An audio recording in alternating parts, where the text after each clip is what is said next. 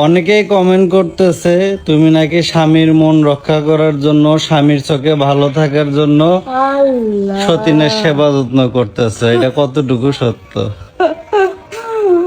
আমার সতীন জানে আর আমার জামাই জানে আমি কতটুকু কতটুকু ভালোবাসি। কাকলিকে অনেকেই কমেন্টস করছিল কাকলি নাকি তার স্বামীর মন রক্ষা করার জন্য তার ছোট সতীন মানে ছোট সতীনের সেবা করছে কাকলি।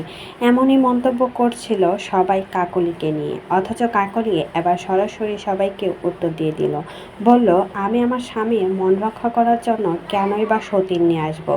কোনো মেয়ে তার স্বামীর মন রক্ষা করার জন্য সতীন নিয়ে আসবে না। আমি ভালোবেসে আমার সতীনকে বিয়ে দিয়ে নিয়ে আসছিলাম আমার হাজব্যান্ডের সাথে। আর আমার হাজব্যান্ড আর আমার সতীন খুব ভালো করে জানে আমি তাদেরকে কতটা ভালোবাসি, তারাও কিন্তু আমাকে অনেক বেশি ভালোবাসে। তাই ভালোবেসে আমি 6 মাস থেকে আমি আমার সতীনের সেবা যত্ন করে আসছি। আমি সব সময় করে যাব যতদিন আমাকে তৌফিক দান করবে। এত ভালো সতীন পাওয়া সত্যিই ভাগ্যের ব্যাপার। আসলে কাকলির মতো মেয়ে হয় না। কাকলি সত্যি অনেক ভালো একটা মেয়ে, তার জন্যই কিন্তু সতীনকে এত বেশি ভালোবাসে। এদিকে পূর্ণিমাও কিন্তু কম না, পূর্ণিমাও কিন্তু কাকলিকে অনেক বেশি সম্মান করে প্রায়োরিটি দেয়।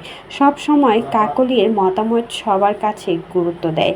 তাই তো দুই সতীন এখনও মিলেমিশে একসাথে সংসার করছে। এদিকে আহাত দিশা কিন্তু আর আখি মিলেমিশে থাকতে পারে নাই, তাদের মাঝে ভেঙে গেল সংসার। কিন্তু ভাইরাল 203-এর সংসার এখনো ভেঙে যায় না, এখনো তারা মিলেমিশে কত ভালোবাসা দিয়ে আগলে রেখেছে সংসার। দেখেই বোঝা যাচ্ছে ছোট সতীনকে কত যত্ন করছে বড় সতীন। প্রেগনেন্সি শুরু থেকে শেষ পর্যন্ত সব সময় বড় সতীন ছোট সতীনের সেবা করে গেছে। এখন পূর্ণিমার বাচ্চা হয়েছে, বাচ্চার গোসল থেকে শুরু করে সব কিছু বড় সতীন করে, রান্না বান্না থেকে শুরু করে সব কিছুতেই হেল্প করে বড় সতীন। পূর্ণিমাকে গোসল পর্যন্ত করিয়ে দেয়। ভাবা যায় এমন সতীন আর কি পাওয়া যাবে নাকি?